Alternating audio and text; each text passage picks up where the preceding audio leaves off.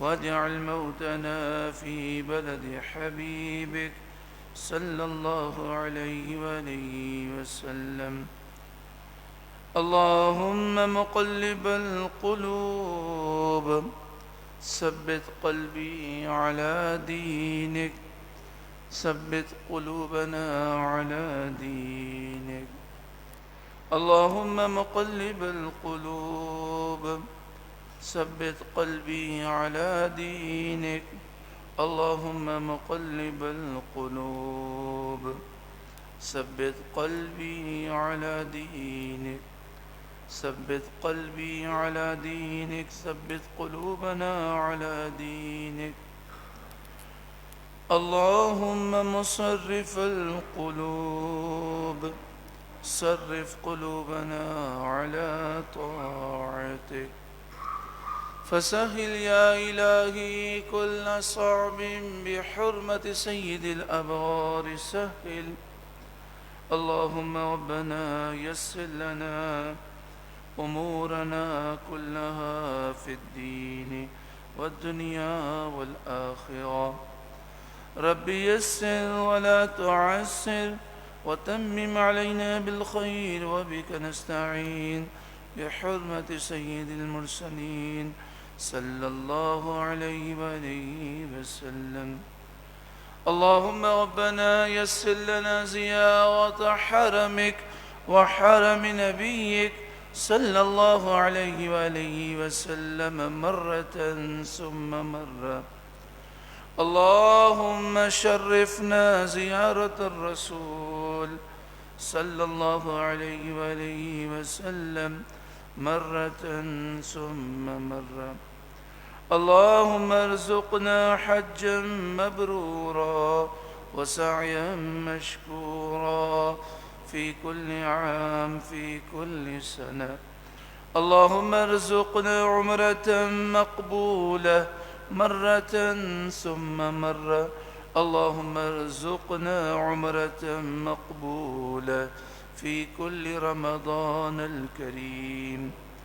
يا واجد يا ماجد لا تزل عني نعمة أنعمتها علي. يا واجد يا ماجد لا تزل عنا نعمة أنعمتها علينا. اللهم ربنا هب لنا من أزواجنا وذرياتنا قرة أعين واجعلنا للمتقين إماما. يا رب بالمصطفى بلغ مقاصدنا واغفر لنا ما مضى يا واسع الكرم. اللهم ربنا اغفر لنا ولإخواننا الذين سبقونا بالإيمان، ولا تجعل في قلوبنا غلا للذين آمنوا ربنا إنك رؤوف رحيم. اللهم أرنا الحق حقا وارزقنا اتباعه، وأرنا الباطل باطلا وارزقنا اجتنابه. اللهم أرنا حقائق الأشياء كما هي. اے اللہ ہمیں ہمیشہ صحیح فیصلہ کرنے کی توفیق عطا فرما، غلط فیصلوں سے محفوظ فرما، گمراہیت سے بچا، ہمیشہ باطل سے دور رہنے کی توفیق عطا فرما، باطل کی اور تمام اشیاء کی پہچان عطا فرما۔ یا اللہ ہمیں حق کی پہچان عطا فرما، ہمیشہ حق کی پیروی کرنے کی توفیق عطا فرما۔ یا اللہ ہمیں دنیا اور آخرت میں کامیابی نصیب فرما۔ آمین ثم آمین بجاہ سید المرسلین صلی اللہ علیہ وآلہ وسلم۔ ان اللہ وملائکتہ یصلون علی النبی یا ایہا الذین آمنوا صلوا علیہ وسلموا تسلیما۔ اللهم صل على سيدنا ومولانا محمد بن عبد الله ما ضاق أمر إلا وفرجه الله. اللهم صل على سيدنا ومولانا محمد اللهم صل عليه وآله وسلم واذهب حزن قلبي في الدنيا والآخرة اللهم صل على سيدنا ومولانا محمد معدن الجود والكرم وآله وصحبه وبارك وسلم اللهم صل على سيدنا ومولانا محمد عدد ما في علم الله صلاة دائمة بدوام ملك الله اللهم صل على سيدنا ومولانا محمد صاحب الخلق العظيم وعلى آله وصحبه وسلم بآواز بلند درود پاک پڑھیے اللهم صل وسلم وبارك على سيدنا ومولانا محمد النبي الأمي الحبيب العالي القدر العظيم الجاه وعلى آله وصحبه وسلم وبارك وسلم صلاة وسلاما عليك يا سيدي يا سيدي يا سيدي يا مكي يا مدني يا رحمة للعالمين يا شفيع المذنبين يا خاتم النبيين يا سيد المرسلين يا نبي الله يا حبيب الله يا نور الله يا رسول الله نويت سنة الاعتكاف لله تعالى اللہ تعالی ہم سب کے گناہوں کو معاف فرمائے آئندہ ہمیں گناہوں سے بچنے کی توفیق عطا فرمائے رمضان المبارک ہم سے رخصت ہوئے اللہ تعالی ہماری کوتاہیوں کو معاف فرمائے آئندہ سال صحت تندرستی عافیت کے ساتھ ہمیں رمضان المبارک پھر نصیب فرمائے اور آئندہ سال ہمیں رمضان المبارک کی قدر نصیب فرمائے اللہ ہمیں صحت تندرستی عافیت کے ساتھ درازی عمر بالخیر عطا فرمائے جب تک زندہ رہیں دین کی خدمت کرتے رہیں اخلاص کے ساتھ اللہ تعالیٰ لوگوں کی محتاجی سے محفوظ فرمائے آمین ثم آمین سورہ بقرہ کا 32واں رکوع ہے سورہ بقرہ کا 32واں رکوع اور دوسرے پارے کا 16واں رکوع اللہ تعالیٰ نے ارشاد فرمایا الم تر الی الذین خرجوا من دیارہم کیا آپ نے نہ دیکھا ان لوگوں کو جو اپنے گھروں سے نکلے اپنے شہر سے نکلے وہم الوف اور وہ ہزاروں تھے یعنی ان کی تعداد ہزاروں میں تھی مفسرین نے لکھا کہ ان کی تعداد تقریباً 70,000 تھی یہ اپنا شہر اپنے گھر چھوڑ کر جنگل کی طرف بھاگے تھے اور شہر سے دور انہوں نے جنگل میں رہنے کا ارادہ کیا حذر الموت موت کے خوف سے یعنی شہر سے یہ بھاگے تھے موت کے خوف سے فقال لهم اللہ موتوا تو اللہ تعالیٰ نے ان سے فرمایا تم مر جاؤ ثم احیاہم پھر اللہ نے انہیں زندہ کیا ان اللہ لذو فضل علی الناس بے شک اللہ لوگوں پر فضل کرنے والا ہے ولیکن اکثر الناس لا یشکرون لیکن اکثر لوگ شکر نہیں کرتے وقاتلوا فی سبیل اللہ اور اللہ کی راہ میں جہاد کرو وَاعْلَمُوا أَنَّ اللَّهَ سَمِيعٌ عَلِيمٌ خوب جان لو بے شک اللہ خوب سننے والا خوب علم والا ہے مَنْ ذَا الَّذِي يُقْرِضُ اللَّهَ قَرْضًا حَسَنًا کون ہے جو اللہ کو قرض حسنہ دے فَيُضَاعِفَهُ لَهُ أَضْعَافًا كَثِيرًا تو اللہ اس کے لیے بہت گنا بڑھا دے گا واللہ یقبض ویبسط اللہ ہی تنگی فرماتا ہے، اللہ ہی کشادگی عطا فرماتا ہے۔ وَإِلَيْهِ تُرْجَعُونَ، اور اسی کی طرف تم لوٹائے جاؤ گے۔ مفسرین فرماتے ہیں کہ بنی اسرائیل میں ایک شہر تھا، اس میں بنی اسرائیل کے مسلمان رہتے تھے۔ اس شہر کے اندر طاعون کی وبا پھیل گئی۔ طاعون کی وبا جو پھیلنے کا سبب ہوتا ہے، طاعون کی وبا پھیلنے کا جو سبب ہے، وہ سبب یہ ہے کہ ایک وائرس ہے یا جراثیم ہے جو چوہے کے بدن میں ہوتا ہے، چوہے میں ہوتا ہے، اور پھر وہ چوہے کے ذریعے انسان میں منتقل ہوتا ہے۔ یہ بیماری جس کو لگتی ہے اسے شدید بخار ہوتا ہے، اور سب سے پہلے اس کی علامت یہ ہوتی ہے کہ بغل کے نیچے پھوڑے نکلتے ہیں، اور وہ پھوڑے جو ہیں وہ گاٹھ کی طرح میں ہوتے ہیں، جیسے کوئی رسی پر آپ گاٹھ باندھ دیں تو اس طرح گانٹھ کی طرح ہوتے ہیں۔ پھر ان سے خون اور پیپ جاری ہوتا ہے، اور پھر یہ پورے جسم میں اس طرح کے گانٹھ کی طرح یا سمجھے پھوڑوں کی طرح اس طرح ہو جاتا ہے، اور اس سے جسم سے خون اور پیپ آتا ہے، اور شدید بخار ہوتا ہے، اور جسے طاعون ہو جائے وہ 2 دن میں یا 3 دن میں انتقال کر جاتا ہے۔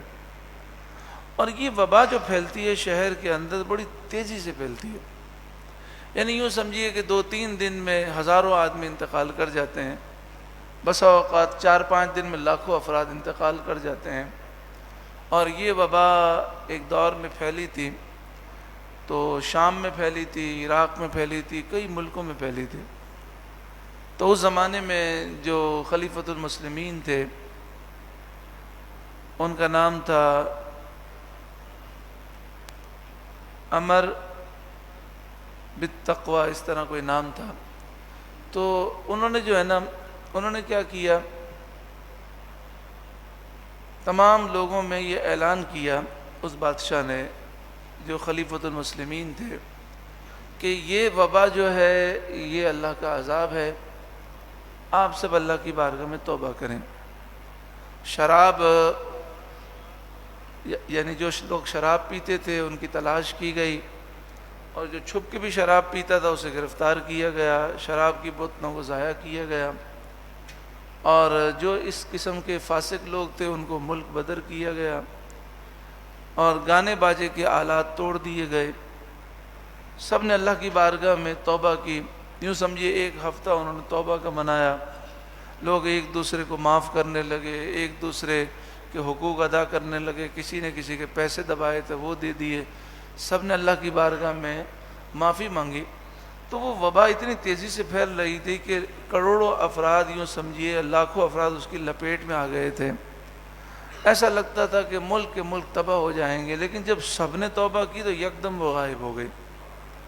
تو اس واقعے میں درس یہ ہے کہ ایسی وباؤں کے موقع پر پوری قوم کو اللہ تعالیٰ کی بارگاہ میں اسی طرح توبہ کرنی چاہیے۔ ہم توبہ تو کرتے ہیں، یا اللہ ہمارے گناہ معاف فرما، لیکن جس طریقے سے انہوں نے توبہ کی اس طریقے سے توبہ ہو کہ سارے ظلم بند کیے جائیں، اور جناب ناموس رسالت کے مسئلے میں جو غداری کی گئی اس پر معافی مانگی جائے، جہاد کے مسئلے میں جو سستی کی گئی اس کا اعلان کیا جائے، پھر فحاشی اور یعنی ناچ گانے بند کیے جائیں، ایک دوسرے کے حقوق ادا کریں، ایک دوسرے سے معافی مانگیں، جس کے پیسے ہمارے اوپر ہیں ہم اس کو دیں۔ اس طریقے سے اگر ہم توبہ کرتے تو اس دنیا سے ہر وبا دور ہو جاتی۔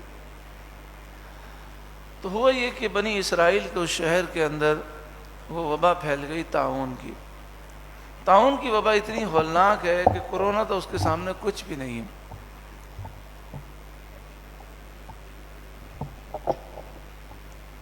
طاعون کی وبا تو اتنی ہولناک ہے کہ کورونا تو اس کے معاملے کچھ بھی نہیں ہے۔ یعنی میں نے عرض کیا نا کہ 5 دن میں، 3 دن میں، 1 دن میں لاکھوں افراد طاعون کی وبا میں مر جاتے تھے۔ یہاں تک کہ طاعون کی وبا ایک دفعہ بصرہ میں یعنی پھیلی تو پورے بصرہ کا ہر شخص انتقال کر گیا۔ یہاں تک کہ جب جمعے کی نماز ہوئی تو صرف 7 آدمی شہر میں باقی رہے تھے، 7، اور کتنے دنوں میں؟ 2 دن کے اندر، اتنی ہولناک وبا تھی۔ لیکن اس وبا کے اندر بھی جب انہوں نے اللہ کی بارگاہ میں رجوع کیا تو وبا اچانک سے ایسے غائب ہو گئی جیسے اس کا وجود ہی نہیں تھا۔ کیونکہ ہم مومن ہیں، ہم مسلمان ہیں، ہم جانتے ہیں بیماری بھی اللہ کی طرف سے اور شفا بھی اللہ کی طرف سے۔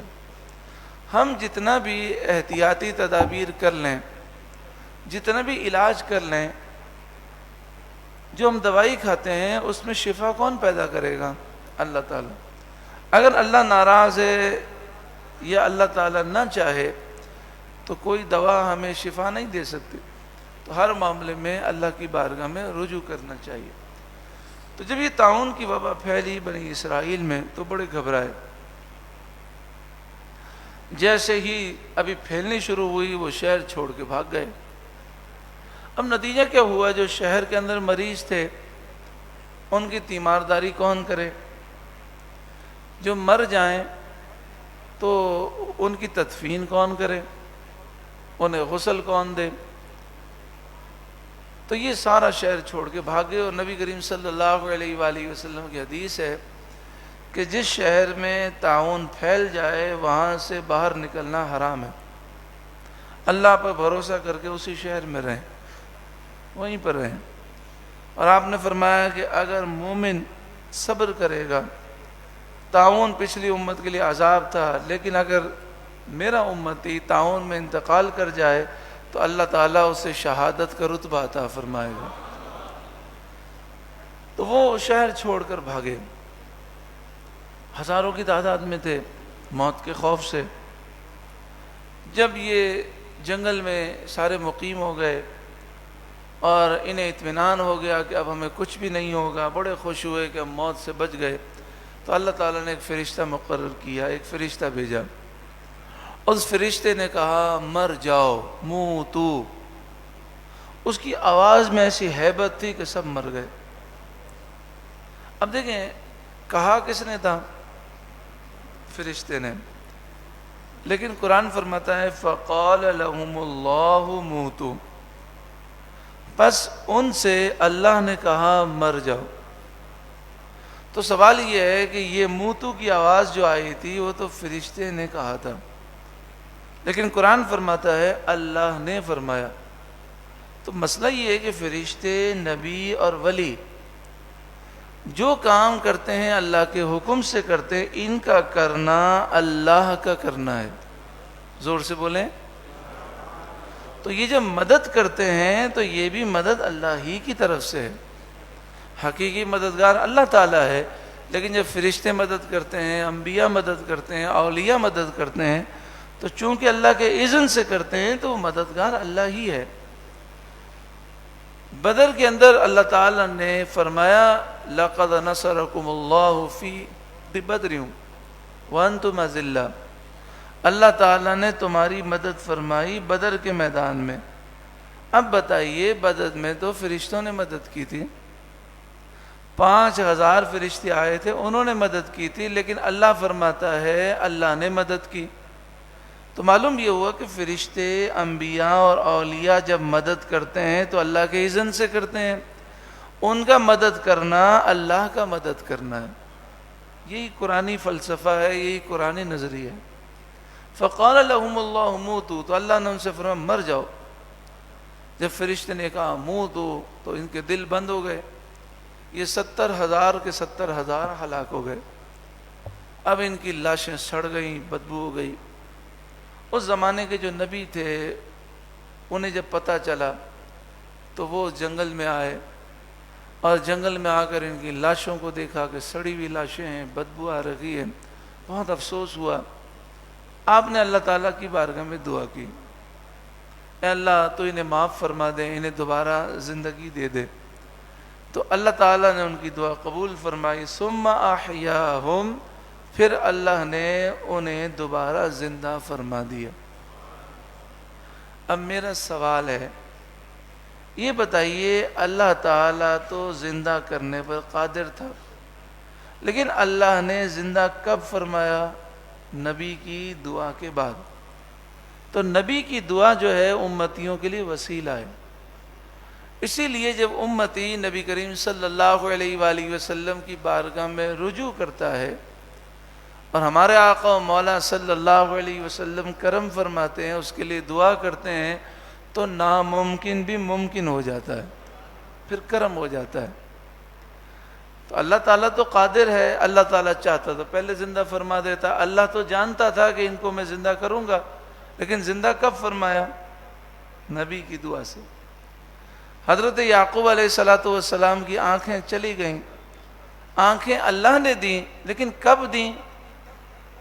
جب یوسف علیہ السلام کا قمیص مبارک حضرت یعقوب کی آنکھوں سے ٹچ ہوا.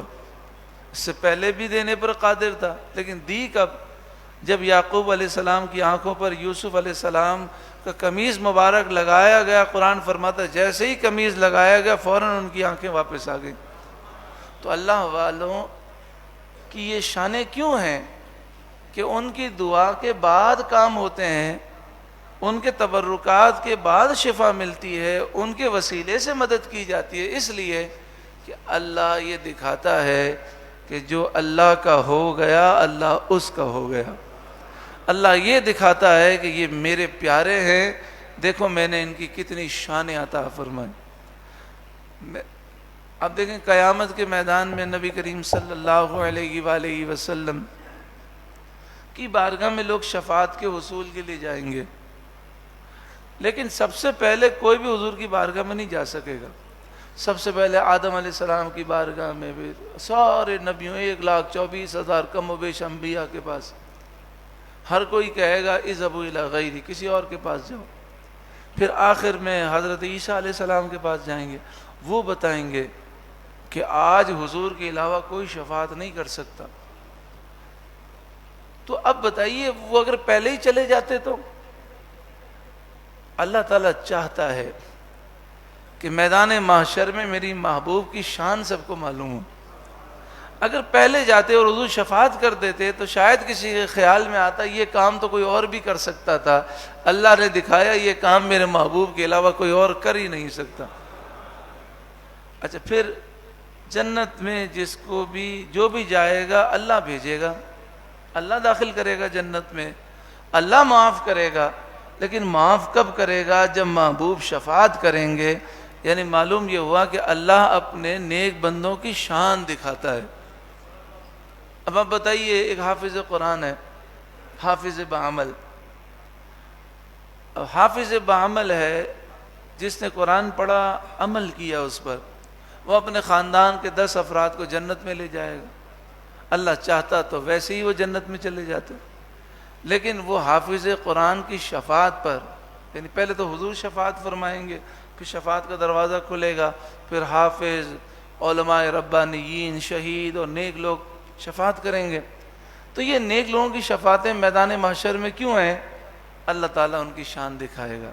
تو دنیا کے اندر بھی جب اللہ والوں کے وسیلے سے کام ہوتے ہیں، آج دیکھیں نا کتنے لوگ ایسے ہیں کہ جو ہندو تھے لیکن انہوں نے دیکھا مندروں میں جا جا کر ہمارے کام نہیں ہوئے، بتوں کے آگے پوجا کرنے سے بھی کام نہیں ہوئے، تو خواجہ غریب نواز کے دربار میں آنے لگے. خواجہ غریب نواز کے دربار میں فوراً کام ہو گئے. جب انہیں پتہ چلا خواجہ غریب نواز یہ وہ ہیں جو یہ اعلان کرتے تھے کہ لا الہ الا اللہ، اللہ کے سوا کوئی خدا الہ معبود نہیں، اور آپ فرماتے تھے کہ اللہ کے نیک بندے جو کام کرتے ہیں وہ اللہ کے اذن سے کرتے ہیں.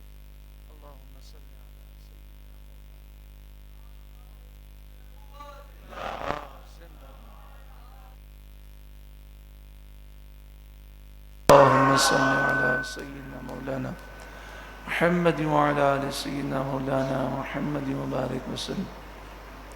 عیسیٰ علیہ السلام کے پاس بھی لوگ آتے تھے نا، جب ان کو شفا ملتی تھی، جب مردے زندہ ہوتے تھے، جب بیماروں کو شفا، اندھوں کو آنکھیں ملتی تھیں، تو عیسیٰ علیہ السلام کیا فرماتے تھے؟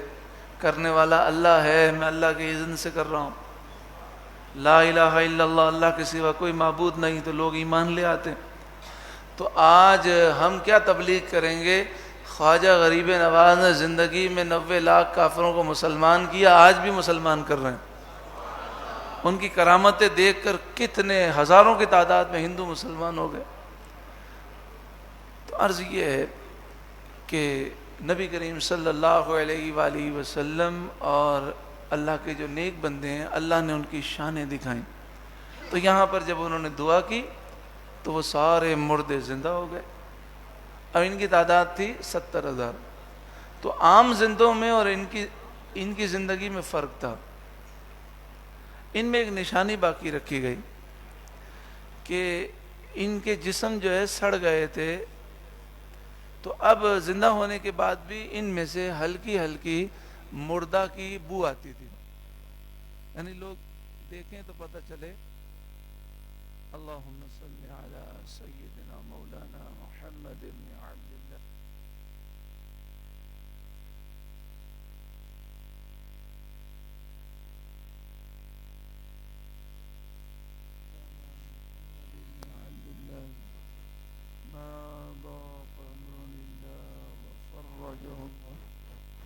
درود پاک پڑھیے۔ اللہم صلی علی سیدنا ومولانا محمد بن عبد اللہ۔ استغفر اللہ۔ اللہم صلی علی سیدنا ومولانا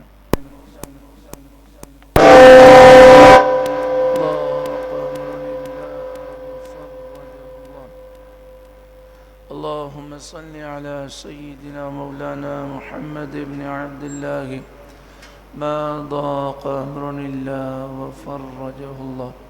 تو میں عرض کر رہا تھا کہ یہ 70,000 مردے دوبارہ زندہ ہوئے، لیکن فرق یہ رکھا گیا کہ ان کی اولاد میں بھی اور ان کی نسلوں میں بھی یہ بات رکھی گئی کہ ان کے جسم سے ایسی بو آتی جیسے کسی میت کے جسم سے بو آتی ہے۔ اس واقعے کا جو خلاصہ ہے اور جو حکمت ہے وہ یہ ہے کہ اے لوگوں، تو موت سے بھاگ نہیں سکتے۔ اگر نصیب میں موت لکھی ہے تو ضرور آئے گی، لہٰذا جہاد سے پیچھے نہ ہٹو، کلمہ حق بیان کرو، حق بات کہو، اللہ تعالیٰ تمہاری مدد فرمائے گا۔ اگر موت لکھی ہوگی آ جائے گی تو شہادت نصیب ہوگی، اور موت نہیں لکھی ہوگی تو غازی بن جاؤ گے۔ اللہ تعالیٰ ہمیں بھی ایسی پیاری زندگی گزارنے کی توفیق عطا فرمائے۔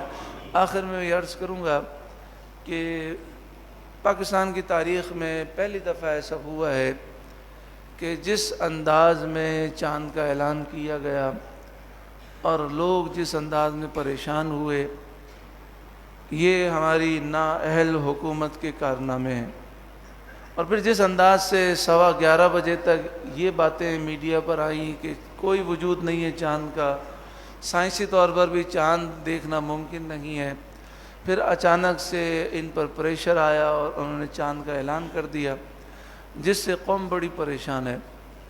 مفتی اعظم پاکستان مفتی منیب الرحمان دامت برکاتہم العالیہ، آپ جمعہ پڑھا رہے ہیں 1965 سے۔ یہاں کتنے ایسے ہوں گے ان کی پیدائش 1965 کے بعد ہے، یعنی 1965 سے، بلکہ اس سے پہلے سے آپ دین کی خدمات کر رہے ہیں۔ آپ 20 سال رویت ہلال کمیٹی کے چیئرمین رہے، اور آپ نے اتنے فیصلے دیانتدارانہ کیے کہ آپ بڑے سخت آدمی ہیں۔ آپ حکومت کی بات نہیں مانتے، یہاں تک کہ آپ کے اجلاس میں کسی حکومت کے آدمی کو یا ایجنسی کے آدمی کو یا وزیر کو بیٹھنے کی جرت نہیں تھی۔ آپ کسی کو بیٹھنے نہیں دیتے تھے، آپ کہتے تھے فیصلے ہم آزادانہ کریں گے۔ اس لیے 20 سال تک امت متفق تھی۔ اب جب دباؤ میں فیصلے کیے جاتے ہیں تو پھر یہی حالات ہوتے ہیں۔ تو خیر، مفتی اعظم پاکستان مفتی منیب الرحمان دامت برکاتہم العالیہ نے یہ اعلان کیا ہے کہ تمام پاکستانی مسلمان اپنے ایک روزے کی قضا کریں۔ تو اب یہ قضا کا جو روزہ ہے وہ آپ اور ہم کل بھی رکھ سکتے ہیں، بعد میں بھی رکھ سکتے ہیں۔ تو ایک جو ہے 30 رمضان جو ہمارا ایک روزہ وہ کھا گئے، اس کا گناہ ریاست پر ہے، حکومت پر ہے، وزیر اعظم پر ہے، صدر پر ہے، اداروں پر ہے، سب یہ کل بروز قیامت عذاب میں گرفتار ہوں گے کہ انہوں نے دباؤ ڈال کر پوری امت کو ایک روزے سے محروم کیا۔ اور یہ سارا گناہ ان کے سر پر ہے، تو ہمیں ایک روزہ قضا کرنا ہے۔ حضرت نے فرمایا، اور مفتی منیب الرحمن صاحب دامت برکاتہم العالیہ نے دوسرا یہ فرمایا کہ یعنی جن لوگوں نے اعتکاف کیا ہے وہ ایک دن کے اعتکاف کی قضا کریں گے۔ تو اعتکاف کی قضا کرنے کا طریقہ یہ ہے کہ رمضان سے پہلے بھی کر سکتے ہیں، رمضان کے اندر بھی کر سکتے ہیں۔ رمضان سے پہلے کریں گے تو پھر ایک نفلی روزہ اس قضا کے لیے ایک روزہ رکھنا ہوگا، کیونکہ اعتکاف جو ہے بغیر روزے کے نہیں ہوتا، اور رمضان میں کرنا چاہیں تو رمضان کا ہی روزہ کافی ہوگا۔ تو آئندہ رمضان میں بھی قضا وہ کر سکتے ہیں۔ مثلا مثال کے طور پر جن معتکفین کی عادت ہے کہ وہ رمضان المبارک میں آخری عشرے کا اعتکاف کرتے ہیں، تو وہ 20 رمضان کو مغرب سے پہلے مسجد میں داخل ہو جاتے ہیں، تو 19 کو داخل ہو جائیں، اور ایک روزہ جو ہے ایک دن کا اعتکاف وہ ایکسٹرا کر لیں، یعنی 11 دن اعتکاف کر لیں، پہلا دن جو ہے وہ قضا کی نیت سے کر لیں۔ تو اگر قضا کا اعتکاف کریں تو اس کے لیے بھی ضروری یہ ہے کہ مغرب سے پہلے مسجد میں داخل ہو کر اعتکاف کی نیت کریں گے، پھر پوری رات گزاریں گے، پھر پورا دن گزاریں گے، روزہ بھی ضروری ہے، اور پھر اگلے دن مغرب کے بعد وہ اعتکاف مکمل ہوگا۔ اللہ تعالی ہمارے حالات پہ کرم فرمائے۔ یا اللہ ہمیں اچھے حکمراں نصیب فرما۔ یا اللہ جو یہود و نصارہ کے غلام ہیں ان غلاموں سے ہمیں نجات عطا فرما۔ یا اللہ تیرے محبوب کے غلام حکمراں نصیب فرما۔ یا اللہ اس پاکستان کو اسلام کا قلعہ بنا، اسلامی نظام مصطفیٰ نصیب فرما۔ اے کریم مالک و مولا اے پروردگار ہمیں ناموس رسالت کا محافظ بنا۔ یا اللہ پاکستان کو ترقی عطا فرما۔ یا اللہ پاکستان کو چوروں، لٹیروں، ڈاکوں، دہشت گردوں اور کرپشن کرنے والوں سے اور نااہل لوگوں سے اور دشمنان اسلام یہود و نصارہ کے غلاموں سے نجات عطا فرما۔ اچھے حکمراں نصیب فرما، ہمارے اداروں کو اچھے سربراہ نصیب فرما۔ یا اللہ پاکستانی مسلمانوں کو بھی اچھا بنا۔ یا اللہ ہمارے بھی گناہ معاف فرما۔ یا اللہ کرم فرما، فضل فرما۔ درود پاک پڑھیے، آمین ثم آمین۔ اللہم صلی اللہ